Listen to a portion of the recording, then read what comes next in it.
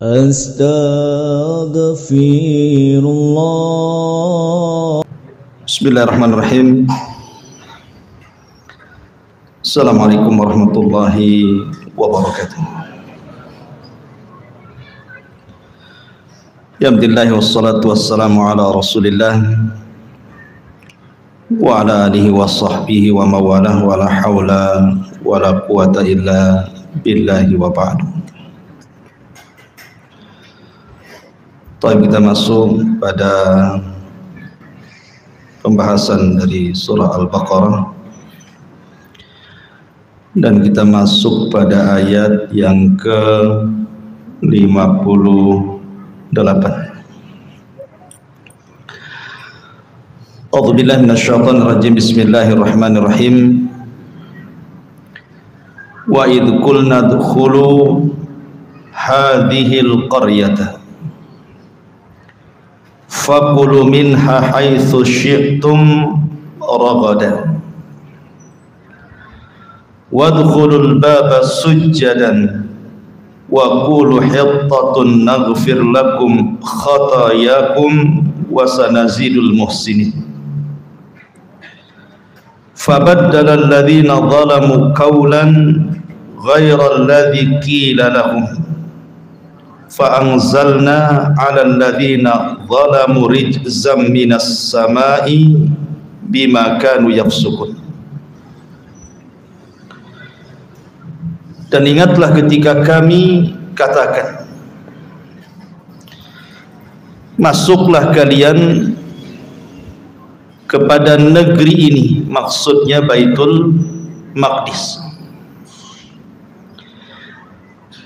makanlah darinya sesuka kalian dan masuklah dari pintu Baitul Maqdis ini sujadan, dalam kondisi merendahkan diri. Wa qulu hittatun, dan katakanlah hittah, maknanya naghfir lakum khatayakum. Hittah itu artinya kami minta ampun, hapuslah dosa-dosa kami. Maka dengan sebab itu kami ampuni kesalahan-kesalahan kalian. Wasanazidul muhsinin, dan kami akan tambah nikmat bagi orang-orang yang berbuat baik. Fabaddala alladhina zalamu, tiba-tiba orang-orang zalim mengganti kaulan perkataan ghairal ladzi qila lahum, di luar dari yang diperintahkan kepada mereka. Fa'anzalna, maka kami turunkan 'alal ladzina zalamu, terhadap orang-orang zalim itu rijzan, kotoran, minas sama, dari langit, bima kanu yafsukun, terhadap apa yang mereka berlaku fasik. Baik. Surah Al-Baqarah ayat 57 sampai 59 ini, 58 sampai 59 ini mengkisahkan seorang nabi. Nama nabinya adalah Yusha ibn Nun. Yusha ibn Nun ini masih kerabat Nabi Musa alaihi salatu wassalam, pembantu Nabi Musa semasa hidup Nabi Musa, kemana saja Musa pergi. Yusha ibn Nun ini, sampai ketika Nabi Musa alaihi salatu wassalam, kemudian tiba-tiba ada orang yang mengatakan kepada Musa, adakah orang yang lebih alim dari engkau wahai Musa? Maka Musa alaihi salatu wassalam mengatakan, tidak ada. Musa lupa mengucapkan kalimat insyaallah. Sebab dia lupa mengucapkan insyaallah, fa'aqabahu Allah, maka Allah pun berikan ujian kepada Musa. Allah mengatakan ada seorang nabi yang punya ilmu yang kau tidak punya, maka kau harus belajar kepadanya. Yang dimaksud oleh Allah Azza wa Jalla adalah Nabi Allah Khidir alaihi salam. Maka Musa alaihi salatu wassalam berangkat berdua ditemani siapa? Yusha ibn Nun. Tolong anak-anak diterangkan. Jadi Nabi Musa alaihi salatu wassalam ditemani siapa? Yusha ibn Nun. Kemudian mencari Nabi Khidir alaihi salam dengan alamat yang tidak jelas. Karena alamatnya hanya pertemuan dua lautan, kemudian membawa ikan asin, dan ikan asin itu akan hidup dan akan loncat. Maka kalau ikan itu hidup dan loncat, ikutilah arah ikan itu, kau akan mendapatkan Khidir di situ. Kan susah tuh cari alamat kayak gitu itu. Gimana caranya? Nggak ada RT-nya, RW-nya, lurahnya, camatnya kan.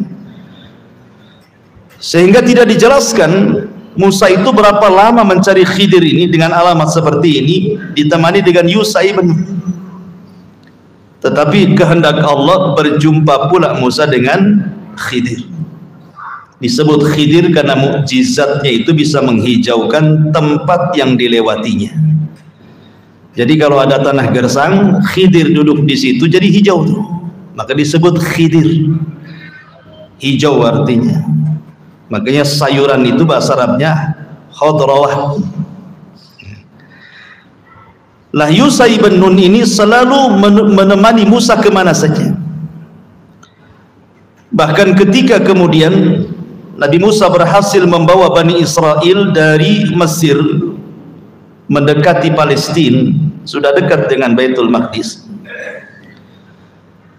maka Musa alaihi salatu wassalam harus melintasi Ariha. Dan sementara Ariha itu sudah dihuni oleh orang-orang Arab keturunan kaum Ad, orangnya besar-besar, dan tidak bisa masuk ke Baitul Maqdis kecuali harus berperang bersama mereka. Maka Musa memilih orang-orang pilihan untuk mengintai. Salah satunya adalah Yusha ibn Nun. Lah ketika orang-orang pilihan yang mengintai ini melihat bagaimana orang-orang Kan'aniyun yang menduduki orang kota Ariha itu, besar-besar orangnya dan pasukannya kuat-kuat, maka mereka pun ciut. Kayaknya kalau perang melawan mereka nggak mungkin. Akhirnya Musa alaihi salatu wassalam melihat ketakutan di wajah mereka. Maka Musa berwasiat jangan diceritakan di tengah-tengah pasukan Bani Israel. Mereka nanti takut, nanti tidak mau diajak jihad. Rupanya sebagian besar mata-mata Musa membocorkan rahasia, sampai akhirnya semua pasukan Bani Israel tahu pasukan yang dihadapi seperti apa. Takutlah mereka. Sebab ketakutan itulah ketika Musa mengajak mereka jihad, tiba-tiba mereka mengatakan, idhab anta wa rabbuka faqatila inna hauna qa'idun. Wahai Musa, kalau engkau ingin berperang, berjihad, pergi sana, ajak Tuhanmu perang berdua, kami duduk-duduk nonton di sini. Karena yang dihadapi bukan main-main menurut mereka. Pasti kalah gitu, sama saja dengan menyerahkan nyawa. Makanya mereka mulai menentang Nabi Musa alaihi salatu wassalam, padahal Musa sudah menjanjikan kemenangan itu. Dengan sebab penolakan itulah, makanya Allah subhanahu wa ta'ala azab Bani Israel. Akhirnya mereka pun tidak bisa keluar dari negeri itu selama 40 tahun. Sehingga negeri itu disebut Ardutih, negeri linglung. Tidak bisa keluar dari situ, di tengah-tengah padang pasir itu. Lah selama kurun waktu 40 tahun itulah Allah takdirkan Nabi Harun meninggal dunia. Kemudian disusul dengan Nabi Musa alaihi salatu wassalam meninggal dunia. Dan disusul dengan generasi-generasi para penakut juga meninggal dunia. Lahirlah generasi-generasi baru para pemberani. Ketika Nabi Musa sudah meninggal, barulah sadar Bani Israel berharganya Nabi Musa di hadapan mereka. Selama Musa masih hidup, selalu mereka menentang Musa. Begitulah kadang-kadang orang masih hidup, terkadang tidak dikenang kebaikannya. apalagi seorang tokoh. Kalau sudah meninggal baru kemudian dipuji, ternyata tidak ada penggantinya. Masih hidup saja tidak mau ngaji sama dia, udah mati pusing jadi ustaz, masih daurah undang ustaz dari luar. Masyarul muslimin yang dimuliakan Allah Azza wa Jalla. Lah kemudian setelah Musa meninggal, Harun meninggal, generasi para pengecut meninggal, datanglah generasi baru. Mereka para pemberani.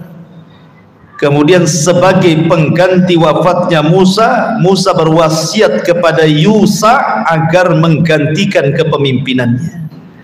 Dari sinilah Yusa diangkat menjadi Nabi Bani Israel setelah meninggalnya Musa. Dialah yang memimpin Bani Israel. Maka Yusa ibn Nun mempersiapkan pasukan besar, para pemberani siap jihad dan siap mati untuk merebut Baitul Maqdis. Akhirnya kemudian Yusa mau pasukan besar, kemudian mengepung benteng musuh yang menguasai Baitul Maqdis, dan tidak tanggung-tanggung pengepungan itu selama 6 bulan lamanya, karena bentengnya tidak bisa dijebol masalahnya.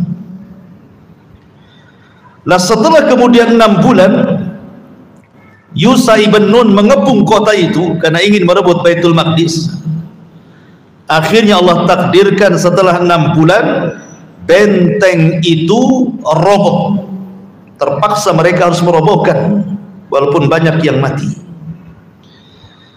Setelah roboh, maka mereka pun berperang dari mulai fajar sampai hampir tenggelam matahari.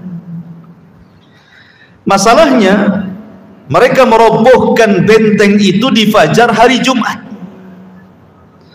sementara kemudian ketika matahari hampir tenggelam berarti masuk hari Sabtu, dan orang-orang Yahudi sangat mensakralkan hari Sabtu.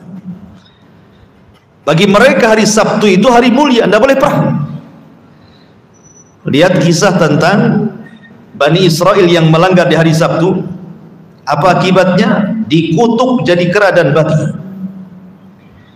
Sementara ini detik-detik kemenangan itu, hampir sedikit lagi mau menang, tiba-tiba matahari hampir tenggelam, tidak mungkin diberhentikan perang, atau pasukan Yusuf harus mundur gitu. 6 bulan ngepung benteng, giliran mau menang matahari pula mau tenggelam. Akhirnya Yusa ibn Nun berbicara dengan matahari. Inilah Nabi, satu-satunya Nabi yang berbicara dengan matahari. Kemudian Yusa mengatakan, ya Syamsa, innaki ma'muratun wa ana ma'mur. Wahai matahari, engkau diperintah Allah, aku juga sama diperintah Allah. Tolong jangan tenggelam dulu. Ketika matahari mendengar perintah Nabi Yusa atas izin Allah, matahari tidak bergerak dari tempatnya. Inilah satu-satunya mukjizat para nabi, yang mampu menghentikan matahari adalah Yusa ibn Nun. Itu mukjizatnya. Matahari bisa berhenti. Yang tadinya mau tenggelam gak jadi tenggelam. Dan matahari itu terus seperti itu sampai perang dimenangkan. Setelah perang dimenangkan baru tenggelam. Jadi ditunggu tuh sama matahari itu. Ya.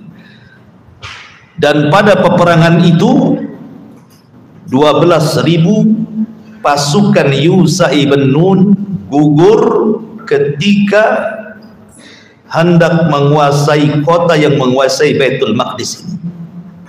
Maka Arihah jatuh ke tangan Bani Israel di bawah kepemimpinan Yusa ibn Nun. Padahal cita-cita menguasai Baitul Maqdis ini cita-cita para nabi, termasuk Musa alaihi salam, termasuk Harun alaihi salam. Mereka ingin masuk ke Baitul Maqdis, tetapi Allah takdirkan tidak kesampaian karena orang-orang Bani Israel pengecut, tidak mau diajak jihad di zaman Nabi Musa sampai mereka diberikan ujian harus tinggal di negeri linglung dengan kesengsaraan. Lah ketika sudah menguasai Ariha, mereka tinggal masuk ke Baitul Maqdis saja. Tetapi Yusha ibn Nun sebagai bentuk syukur bahwa perang sudah dimenangkan, musuh sudah ditaklukkan, Baitul Maqdis sudah di depan mata, maka bentuk syukurnya dijelaskan dalam ayat ini. Disinilah kisah dimulai dalam surah Al-Baqarah. Wa idh qulna dkhulu hadhil qaryah. Dan ingatlah ketika kami katakan masuklah kalian ke Baitul Maqdis. Kalian sudah menang, kalian tidak melangkah saja ke Baitul Maqdis itu. Fakulu minha haitsu syi'tum ragada. Dan di depan kalian banyak makanan. Karena bisnis yang paling menguntungkan itu perang. Kalau menang dapat negara, dapat tanah, dapat rumah, dapat makanan, semua dapat. Kalau menang. Kalau kalah mati konyol lah. Makanya nikmat Allah, harta rampasan perang di mana-mana, budak di mana-mana, rizki banyak di mana-mana. Makanya Allah mengatakan fakulu minha. Kau sudah 40 tahun kelaparan di bumi linglung, sekarang semua ada di depan kalian. Fakulu minha, makan. Haitsu syi'tum ragad, terserah kalian mau waktu kapan saja. Kalian diberikan nikmat di hadapan kalian, terbentang rizki Allah Subhanahu wa taala. Tapi syaratnya 2. Yusha ibn Nun meminta 2 syarat. Bersyukur kepada Allah Subhanahu wa taala secara perbuatan dan bersyukur kepada Allah secara ucapan. Adapun secara perbuatan, wadkhulul baba sujjadan. Masuk ke negeri itu sujadan, dengan kondisi sujud. Maksudnya sujud di sini bukan sujud cemana sujud memerangkak. Maksudnya di sini merendahkan diri dengan menundukkan kepala. Karena bersyukur kan, disuruh menundukkan kepala mereka. Bersyukur kepada Allah Azza wa Jalla di hadapan mereka Baitul Maqdis dan rizki yang banyak. Ini secara perbuatan. Adapun ucapan, wa qulu hittah, ucapkan hittah. Arti hittah itu khutta anna khatayana, ya Allah ampunilah dosa dan kesalahan kami. Cukup mengucapkan kalimat itu maka Allah akan ampuni semua dosanya. Jadi mereka menundukkan pandangan, kemudian mengucapkan satu kalimat yang bisa menghapuskan semua kesalahan mereka. Karena kalau mereka mengatakan hittah, apa kata Allah? Naghfir lakum khatayakum, kami ampuni kesalahan kalian. Wasanazidul muhsin, kami tambah nikmat orang-orang berbuat baik itu. Tapi apa kelakuan Bani Israel? Bukannya menundukkan kepala sebagai bentuk tawadhu mereka, malah mereka berjalan dengan cara mundur. Cara nungging tuh, antum nungging pantatnya dari depan. Ya, harusnya ke sini malah ke sini. Jadi Baitul Maqdis ditunggingi sama dia. Kemudian kurang ajarnya lagi, mereka tidak mau mengatakan hittah, tetapi mereka ganti dengan menggunakan titik. Hittah jadi hintah gitu. Istihza kepada Yusha ibn Nun. Apa bedanya hittah dengan hintah? Kalau hittah, ya Allah ampuni dosa kami. Kalau hintah, ya Allah berikan makan kepada kami. Minta makan. Disuruh minta ampun, minta makan. Kurang ajar tuh. Ya. Disuruh berjalan ke depan dengan menunduk, malah menunggi. Disuruh mengatakan hintah, malah hintah. Itulah Bani Israel. Makanya mereka tidak pernah diampuni dosa-dosanya dan tidak pernah ditambah nikmatnya. Apa yang terjadi? Fabaddalal ladzina zalamu qaulan ghairal ladzi qila lahum. Maka Allah Subhanahu wa taala menjelaskan perbuatan orang-orang zalim dari Bani Israel ini. Fabaddalal ladzina zalamu, maka orang-orang zalim itu mengganti kaulan perkataan hittah menjadi hintah, ghairal ladzi qila lahum, bukan yang diperintahkan kepada mereka. Dari sini Allah murka, fa anzalna 'alal ladzina zalamu rijzan minas sama, maka Allah turunkan kepada orang-orang zalim rijzan. Rijzan di sini artinya taun, wabah, penyakit. Ketika mereka tidak mau tunduk, menundukkan kepala, mereka tidak mau mengucapkan hittah, malah hintah, istihza, mengolok-olok nabinya, maka Allah turunkan taun kepada mereka. 70.000 pasukan Bani Israel mati semuanya. Langsung turun wabah macam corona zaman sekarang. 70.000 pasukan Bani Israel mati gara-gara menolak Nabi. Makanya Allah mengatakan bima kanu yafsukun, pantas mereka mendapatkan taun karena mereka berlaku fasik kepada nabinya. Akhirnya kemudian Bani Israel pun yang masih tersisa hidup, mereka bertobat kepada Allah Subhanahu wa ta'ala. Akhirnya mereka pun dilanda sesuatu yang menghinakan mereka selama mereka tinggal di Palestina. Bertahun-tahun mereka tinggal di Palestina, akhirnya berpecah belah. Masing-masing kabilah dari 12 kabilah Bani Israel, mereka membuat negara sendiri-sendiri, pecah. Kemudian mereka selalu diserang oleh musuh, sampai akhirnya datang seorang yang bernama Bukhtun Nasr, satu di antara 4 raja yang pernah menguasai dunia, Raja Babil Irak, datang membawa pasukan menghancurkan Palestina sehancur-hancurnya. Kemudian mereka membawa perempuan dan anak-anak ke Irak dijadikan budak, laki-lakinya dibantai, dan sebagian mereka lari sampai ada yang sampai ke Yathrib yang belakangan disebut Madinah. Begitulah Bani Israel. Akhirnya kemudian karena mereka dihinakan oleh Allah Azza wa Jalla, akhirnya mereka pun kemudian meminta kepada nabi yang terakhir namanya Samuel untuk dipimpin seorang raja. Nggak mau lagi nabi, kami mau raja. Maka Nabi Samuel akhirnya kemudian memilihkan kepada mereka seorang raja namanya Talut. Masalahnya Talut ini orang miskin orangnya, sehingga kemudian mereka mengatakan, wahai Nabi Allah Samuel, janganlah Talut. Talut itu nasabnya bukan nasab Nabi, karena Bani Israel itu keturunan dari 12 itu yang menjadi Nabi biasanya turunan Lawa, yang menjadi raja turunan Yahuda. Sementara Talut ini turunan Binyamin, saudaranya Nabi Yusuf. Ini bukan turunan raja ya. Masih banyak kok yang kaya-kaya, yang ningrat-ningrat, harusnya dia yang jadi raja. Talut pula kok jadi suruh raja. Punya apa dia? Maka Nabi Samuel jangan salah, Talut itu punya kekuatan dan punya kecerdasan. Ya memang dia miskin, tapi dia punya fisik yang kuat. Dia punya kecerdasan strategis perang.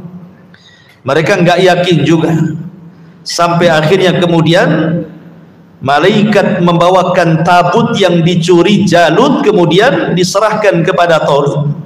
Ketika Talut membawa tabut, barulah Bani Israel percaya bahwa Talut akan mampu memimpin mereka dan mengalahkan Jalut. Peranglah, dan Allah menangkan Talut melawan Jalut dengan seorang anak muda yang ketika itu berduel dengan Jalut, pasukan yang paling muda namanya Dawud. Itu pun diiming-imingi, siapa yang bisa membunuh Jalut, dia akan menikah dengan putriku dan akan mewarisi tahta kekuasaanku. Maka setelah Nabi Dawud kemudian membunuh Jalut, nikahlah dengan putri Talut. Ketika Talut meninggal dunia, maka Daud menjadi raja. Dialah raja plus nabi pertama dari nabi-nabi Bani Israel. Biasanya kalau Bani Israel nabi jadi nabi saja, raja jadi raja saja. Ini dari 2 jalan. Daud itu raja plus nabi. Kemudian Daud meninggal dunia, turun tahtanya kepada Sulaiman. Sama juga Sulaiman, raja kedua Bani Israel, raja plus nabi. Tapi setelah Sulaiman meninggal dunia, mulailah berkecai. Bani Israel mulai kacau, ya, dan begitu seterusnya. Kalau terus diceritakan makin jauh dari ayat Al-Baqarah 6:57 sampai 59. Kemana nanti? Ya. Jadi intinya bahwa di sini Allah Subhanahu wa taala hendak menjelaskan bagaimana kondisi Bani Israel, bahwa Bani Israel itu mudah sekali membangkang para nabi. Sejak Nabi Musa alaihi salatu wasalam, berapa kali mereka membangkang perintah Musa. Nah, sekarang mereka dipimpin Yusha ibn Nun pun masih juga membangkang. Makanya di antara ciri-ciri sifat dan watak orang-orang Yahudi itu apa? Fariqon kadzabtum wa fariqon taqtulun. Sebagian kalian mendustakan dan sebagian kalian membunuh Nabi. Lihat ketika Nabi di usia 12 tahun diajak dagang oleh siapa? Abu Talib. Kemudian di perbatasan Palestina berjumpa dengan Buhairah Rahib. Kata Buhairah Rahib, ya Abu Talib, jangan kau bawa ponakanmu itu ke Syam, karena dia calon nabi. Kalau orang-orang Syam, orang-orang Yahudi Syam itu tahu dia calon nabi, dia akan dibunuh. Sebaiknya kau pulangkan dia ke Mekah. Lihat, seorang rahib, seorang pendeta Nasrani tahu bagaimana watak orang Yahudi, suka membunuh para nabi. Bahkan ada satu desa itu dibunuh 70 nabi dalam satu hari oleh Bani Israel. Jadi mereka memang begitu wataknya, suka mendustakan para nabi. Antum ingat kisah tentang Alu Yasin? Alu Yasin yang terdapat dalam surah Yasin. Antum yang Yasinan tahulah itu. Kisahnya namanya kisah Habibun Najjar. Kisahnya Habibun Najjar atau Alu Yasin. Jadi Allah utus 2 rasul kepada sebuah desa. Rupanya 2 rasul tidak cukup, didustakan pula oleh desa tersebut. Ditambah oleh Allah 3. Fa'ajazna bisalisin. Kami kuatkan dengan 3 tambah 1 lagi. 3 nabi. Bayangkan. Harusnya 1 nabi saja cukup. Ini 3 nabi lagi diutus. Didustakan juga. Datanglah anak muda namanya Habibun Najjar atau Alu Yasin, memperingatkan desa itu agar jangan mendustakan 3 utusan Allah itu. Berimanlah kalian. Malah ditangkap, kemudian dikubur hidup-hidup dan dirajam. Akhirnya dia pun diperlihatkan sorga, dan dia mengatakan kalau mereka tahu mengikuti Nabi itu masuk sorga, tentu mereka tidak akan memperlakukan aku seperti ini. Lihat bagaimana Bani Israel seperti itu membunuh nabinya. Nabi Zakaria dibunuh siapa? Bani Israel Yahudi, dengan cara digergaji kan. Itu pun setelah mendengar kematian putranya Yahya ibn Zakaria. Jadi Yahya itu dibunuh oleh seorang raja Romawi karena ingin menikahi seorang wanita. Wanita ini naksir Nabi Yahya. Tapi Nabi Yahya itu tidak mau, dia menjaga kesuciannya. Dirayu bagaimanapun dia tidak mau. Akhirnya sakit hati wanita ini. Karena sakit hati kemudian dia pun menggoda raja dan siap dinikahi raja, padahal masih ada hubungan mahram tuh. Sampai akhirnya raja pun jatuh cinta dan terpincut wanita jahat, wanita baghi. Kemudian ketika raja sudah jatuh cinta, sudah gila-gila sama wanita ini, wanita ini mengatakan, saya siap jadi istrimu asal maharnya kepala Nabi Yahya. Maka diutuslah utusan. Maka kemudian dicarinya Nabi Yahya, setelah ketangkap dipenggal lehernya. Subhanallah. Dan lehernya, badannya dikirim ke bapaknya Zakaria, kepalanya dibawa ke istana dan diletakkan di piring sebagai mahar wanita pelacur itu. Ketika melihat jasad anaknya, bagaimana coba Nabi Zakaria? Akhirnya tiba-tiba raja pun ingin membunuh ayahnya Zakaria. Larilah Zakaria ke hutan.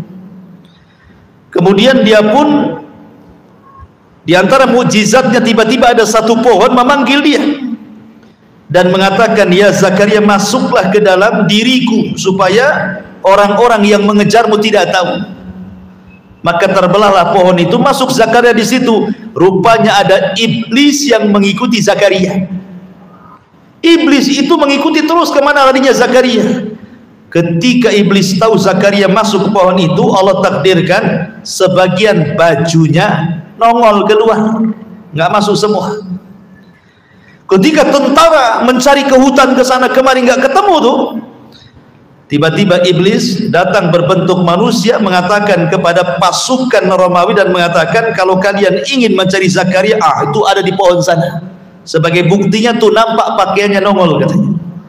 Bawa gergaji saja tuh. Akhirnya digergajilah pohon itu. Kemudian Zakaria meninggal dunia. Yahya meninggal dunia. Zakaria meninggal dunia. Tinggal Isa bin Maryam. Karena itu kan hidup satu zaman tuh tiga nabi itu. Ya. Tentu karena Isa juga masih ada kekerabatan dengan Zakaria dan Yahya, maka raja takut Isa ini pengaruhnya kuat, banyak pengikutnya, jangan-jangan nanti Isa memberontak katanya.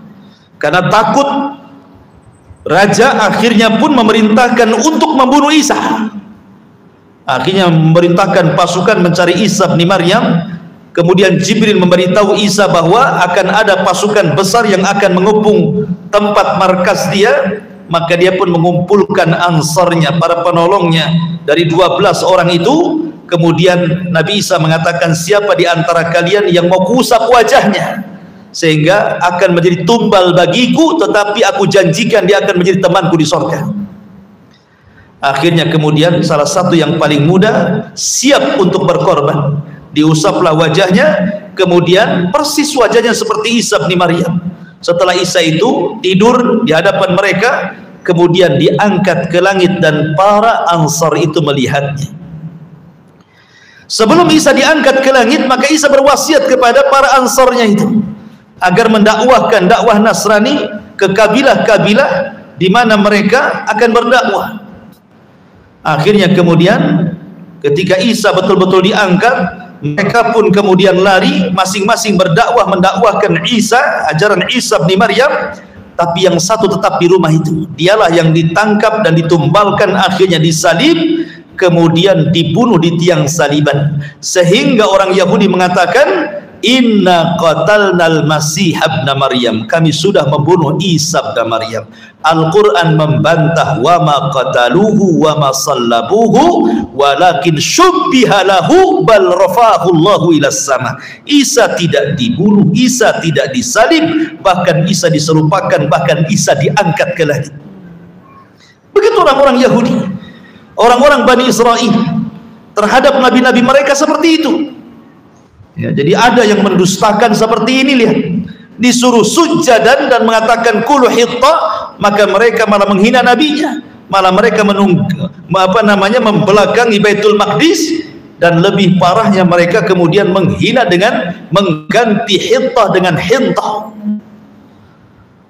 Rupanya kebiasaan-kebiasaan Bani Israil itu pun tertuang. Sekarang kita lihat kaum muslimin. Betul kata Nabi SAW, la tattabi'anna sunana man kana qablakum shibran bi shibrin wa dira'an bi dira'in hatta law dakhalu juhra dabbin la dakhaltum. Kalian akan mengikuti tata cara umat sebelum kalian. Satu jengkal atau diibaratkan biawak padang, kalian ikut di belakang. Kata sahabat, apa yang kau maksud itu Yahudi wahai Rasul? Kalau bukan mereka siapa lagi, kata Nabi. Lihat, orang-orang yang suka membangkang syariat hari ini luar biasa di negeri kita. Mungkin karena sudah ada medsos kan, orang bisa merekam di kamar sendiri, nggak ada orang, menghina Islam, menghina Allah, menghina kitab Allah, menghina kaum muslimin sesuka udalnya saja. Dan mereka menghina terang-terang. Di zaman Rasul orang munafik itu susah dibedakan mana munafik mana sahabat. Kalau bukan karena Jibril memberitahu nama-nama munafik, Rasul datang. Tapi zaman sekarang ini tampak betul munafik itu muncul di layar YouTube, menghina Allah, menghina Rasul, menghina Islam, istihza. Kelakuan Bani Israel tertanam di tengah-tengah kaum muslimin, dan ini fitnah di tengah-tengah kita. Di zaman kita sudah kayak gini, gimana di zaman anak-anak antum nanti? Kalau antum tidak bekali hari ini dengan akidah yang kuat anak-anak kita, tentu fitnah anak-anak kita jauh lebih besar dibandingkan fitnah hari ini. Makanya di sini Al-Quran itu bukan hanya bicara tentang kisos kemudian diceritakan kisah-kisah, oh enak ya kisahnya, bukan itu ya. Tetapi setiap kisah dalam Quran itu ada ibrah, pelajaran. Kita petik pelajarannya, bukan enak ceritanya. Nah Ustaz, setiap sebelum tidur saya dengar tuh kisah-kisah para nabi Ustaz. Nah, cuman itu saja. Habis itu tidur, besoknya lupa. Kisah-kisah dalam Al-Quran itu kan untuk diikuti. Makanya Allah mengatakan fabihudahumuk tadi, dengan petunjuk mereka ikutlah mereka, ikutilah para nabi dan rasul. Kemudian Allah Subhanahu wa taala mengatakan wa idistasqa Musa liqaumihi faqul nadrib bi asakal hajar fanfajarat minhu 12 aynan qad alima kullu unasin mashrabahum kulu washrabu min rizqillahi wa la ta'tsaw fil ardi mufsidin. Dan ingatlah ketika Musa meminta hujan, dan ketika Musa hujan untuk kaumnya, faqul nadrib bi asakal hajar, kami katakan pukullah dengan tongkat wahai Musa batu itu. Fangfajarat minhu 12 ayna, tiba-tiba dari batu itu keluar mata air 12 mata air, disesuaikan dengan jumlah kabilah Bani Israel. Kenapa mesti 12? Kenapa nggak satu sumber saja? Takut rebutan, karena Bani Israel satu kabilah dengan kabilah yang lain tidak akur masalahnya. Makanya Musa memberikan mata air satu-satu. Dan ini bentuk mukjizat Musa, bisa memukulkan tongkat keluar air. Kalau antum mau tongkatnya sampai hancur dipukul-pukul ke batu, nggak akan keluar air. Karena kita tidak punya mukjizat, hanya Nabi yang punya mukjizat seperti ini. Bahkan Nabi lebih hebat lagi, keluar dari jemari-jemarinya air, ya kan, Nabi SAW. Ya, qad alima kullu unasin mashrabahum, Nabi tahu mana tempat minumnya. Kulu washrabu, makanlah, minumlah, min rizqillah, dari rizki Allah, wala ta'tsaw fil ardi mufsidin, dan janganlah kalian melampaui batas di permukaan bumi dengan cara merusak bumi. Di sini Allah Subhanahu wa taala menceritakan tentang kehebatan tongkatnya Nabi Musa. Sedikit kita cerita tongkatnya. Dari mana tongkat Nabi Musa itu? Kok dia kemana-mana bawa tongkat pula? Ada yang mengatakan bahwa tongkat Nabi Musa itu adalah tongkat yang berasal dari sorga. Adam ketika diturunkan dari sorga ke bumi bawa tongkat. Tongkat itulah yang kemudian diambil Musa dan jadi mukjizatnya. Ini kisah Israiliyat, tidak ada sanadnya, katanya seperti itu. Nah, begitu. Ada yang mengatakan bahwa tongkat itu adalah pemberian dari mertuanya Syuaib. Kemudian ketika Musa membawa keluarganya ke Mesir, maka dia bawa aja tongkat itu. Yang jelas bahwa Quran tidak menjelaskan asal tongkat dari mana. Yang jelas Musa suka bawa tongkat, selesai ya, gitu. Lah di antara fungsi-fungsi tongkat itu, biasanya Musa menggunakan tongkat itu untuk menopang kalau dia jalan, menopang kalau dia berdiri, atau mengorek tanah kalau mencari air. Itu tongkatnya itu. Kemudian yang kedua, ketika Nabi Musa berjalan bersama keluarganya dari Madian ke Mesir, tiba-tiba tersesat, akhirnya kemudian obornya padam, malam-malam gelap, tidak bisa melanjutkan perjalanan. Maka Musa meminta kepada keluarganya untuk mencari penerangan. Rupanya dari jauh nampak ada api dari pohon. Kemudian ditinggalkan keluarga, dicarinya titik terang itu. Rupanya ada api hidup di tengah-tengah pohon zaitun. Anehnya pohon itu tidak terbakar, tapi apinya makin gede, makin didekati makin gede, makin dekati makin gede, tapi nggak kebakar pohon itu, padahal apinya nempel di pohon. Tiba-tiba kemudian setelah dekat dengan api mau mengambil api itu, di balik api ada suara, ya Musa, innani anallah, wahai Musa, aku adalah Tuhanmu Allah. Inilah dialog pertama Nabi Musa dengan Allah, makanya Musa disebut kalimullah. Tiba-tiba Allah mengatakan, ya Musa, lemparkan tongkatmu, wala takhaf, jangan takut. Tiba-tiba kemudian dilemparkan, ketika dilemparkan berubah jadi ular. Kagetlah Musa ini, apa tongkatnya jadi ular? Kemudian Allah mengatakan, khudha wala takhaf, ambil tongkatmu yang sudah jadi ular itu. Bingunglah, mau diambil buntut matuk kepala, mau diambil kepala matuk jelas kan gitu. Tapi Allah mengatakan, wala takhaf, jangan kau takut, sanu'iduka, dan akan dikembalikan kisah terulang ini, pasti akan terulang kisah ini. Maka diambil ekornya, tiba-tiba jadi tongkat lagi. Kemudian Allah mengatakan, masukkan ke tanganmu, ke jahitnya, ke pesaknya.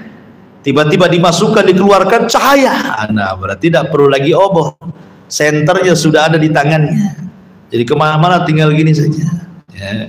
Kalau antum kan tempelkan di sini pakai karet. Ya, Musa cuma gini-gini saja. Nah. Kemudian dia pun pulang bersama keluarganya sampai di Mesir. Kemudian sampai di Mesir karena dia sudah diangkat jadi nabi untuk mendakwahi Fir'aun. Masalahnya Musa ini pelat ngomongnya, tidak fasih. Tapi dia punya abang namanya Harun, fasih orator. Dia minta kepada Allah, ya Allah, jadikanlah abangku ini nabi, biar dia berdakwah bersama menghadapi Fir'aun. Allah kabulkan, jadilah Harun nabi atas permintaan Musa. Maka kemudian berhadap-hadapanlah Musa dengan Harun dan juga Fir'aun. Di situ terulang lagi tongkat itu. Ketika kemudian Fir'aun mengingkari kenabian, dilempar tongkat di hadapan Fir'aun, jadi ular, takut semua satu istana itu. Kemudian ketika dimasukkan, tangan bercahaya, tapi Fir'aun pun tetap tidak percaya dia seorang nabi. Jangan-jangan Musa itu tukang sihir. Kalau begitu, hai Musa, kami siap mendatangkan tukang sihir, duelah kau dengan tukang sihirku, katanya. Akhirnya dijanjikan, waktunya waktu duha, didatangkan tukang sihir banyak. Nabi Musa menghadapi 70.000 tukang sihir Fir'aun. Mereka melempar tali dan benang-benang mereka, sihru takhyil. Mereka hanya menghayalkan saja. Itu kan tali benang jadi ular, dihayalkan. Tapi tongkat yang dilempar Musa ini ular beneran. Ini tukang sihir nih, setelah ular-ular takhilnya, hayalannya dimakan tongkat Nabi Musa itu, mereka berkomat kamit, kok nggak bisa kebayang ini ular ke apa gitu ya? Ya kan memang ular beneran. Nah, kalau mereka bisa berkomat kamit ular yang dari tambang, tentu ya itu tambang aja kan itu. Dari situ mereka mengatakan ini bukan sihir, ini kekuatan gaib, ini kekuatan dari Rabb yang Maha Kuasa. Dari situlah tukang sihir sujud dan bertobat. Kemudian di antara fungsi tongkat itu, ketika Musa membawa Bani Israel ternyata dihadang lautan, kata Allah, pukulkan lautan dengan tongkat itu, dipukulkan jadi 12 jalan. Kemudian fungsi tongkat di sini yang kita akan kisahkan waktu sehingga ceritanya sampai tongkat. Subhanallah bihamdika asyhadu an la ilaha illa anta astaghfiruka wa atubu ilaik. Allahu ta'ala. Assalamualaikum warahmatullahi